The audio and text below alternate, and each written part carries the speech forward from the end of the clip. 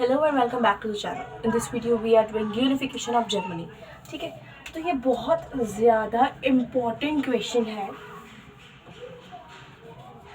और ये ऐसा क्वेश्चन है जो कि जनरली 5 मार्क्स में पूछा जाता है. ठीक है, तो इस वीडियो के अंदर हम आपके 5 मार्क्स को एकदम पक्का करने वाले हैं. ठीक है, यूनिफिकेशन मतलब जर्मनी यूनिफाइड कैसे हुआ, बहुत सारे प्रोसेसेस हैं. ठीक है, मैंने पूरे यहाँ पर आपको 6 पॉइंट लिखे हैं और जनरली अगर 5 मार्क्स का क्वेश्चन आता है तो आपको 5 से 6 पॉइंट ही लिखने होते हैं, इससे ज़्यादा आप नहीं लिखते हो. क्लियर? तो सबसे पहले यहाँ पे देखो, started with liberal nationalist movement, formation of Frankfurt Parliament 1848 attempt fail. तो क्या हुआ था, नेशनलिस्ट मूवमेंट जो हुई थी, लिबरल नेशनलिस्ट मूवमेंट, उसके अंदर एक फ्रैंकफर्ट पार्लियामेंट जो कि एसटी पॉल की चर्च में, ठीक है, यहाँ पे एसटी पॉल जो चर्च है, ठीक है, वहाँ पे आपको देख लो, एक बार स्क्रीनशॉट लेना चाहते ले लो. तो वहाँ पे हेल्ड हुई थी फ्रैंकफर्ट पार्लियामेंट 1848 में.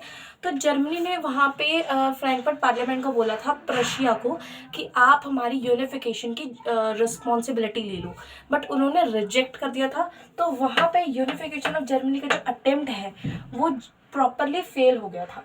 फिर initiative taken by Prussia and responsibility was handed over to chief minister Otto von Bismarck. तो उसके कुछ टाइम बाद प्रुशिया के एक chief minister Otto von Bismarck ने रिस्पॉन्सिबिलिटी ले ली यूनिफिकेशन के लिए. जर्मनी को यूनिफाइड करने के लिए उन्होंने क्या ले ली, रिस्पॉन्सिबिलिटी ली. तो इतना क्लियर है आपको कि ऑटो वन बिस्मार्क ने ये रिस्पॉन्सिबिलिटी ली for the unification of Germany के यूनिफिकेशन के लिए. प्रशिया के जो चीफ मिनिस्टर उन्होंने रिस्पॉन्सिबिलिटी ली. तो चीफ मिनिस्टर यानी कि ऑटो वन बिस्मार्क ने 3 वॉर लड़ी. ठीक है, उन्होंने, यहाँ तक आपको विजिबल है ना,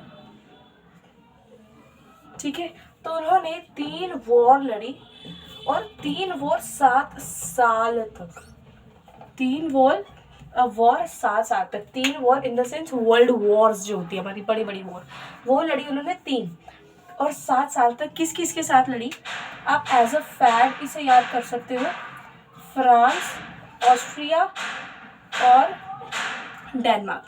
ठीक है, तो ऑस्ट्रिया, फ्रांस और डेनमार्क, ये चेक कर लेना ऑस्ट्रिया या ऑस्ट्रेलिया है, ये एक बार चेक कर लेना, वैसे तो ऑस्ट्रिया ही है. तो ऑस्ट्रिया, फ्रांस और डेनमार्क के साथ 3 वॉर लड़ी.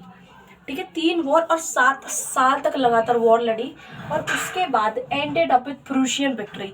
प्रशिया की ही विक्ट्री हुई उस वॉर में मतलब तीनों वॉर में. एट द एंड विक्ट्री किसकी हुई, प्रशिया की. तो जर्मनी गॉट यूनिफाइड इन 1871. तो जब 1871 में जब प्रशिया जो है वो जीत गया था, तो मेनली क्या था, रिस्पॉन्सिबिलिटी जो है वो ली गई थी ऑटो वन बिस्मार्क के द्वारा, यानी Prussian king, chief minister, whatever it is.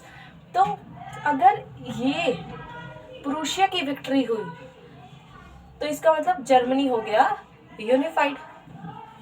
Prussia unified नहीं हुआ, जर्मनी यूनिफाइड हुआ, क्योंकि रिस्पॉन्सिबिलिटी ले ली गई थी प्रूशिया में.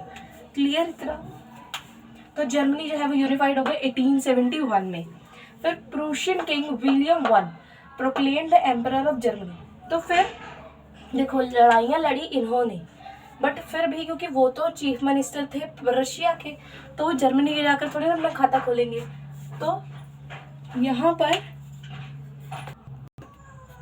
यहाँ पर विलियम वन जो है, उन्हें जर्मनी का एम्परर बता दिया गया.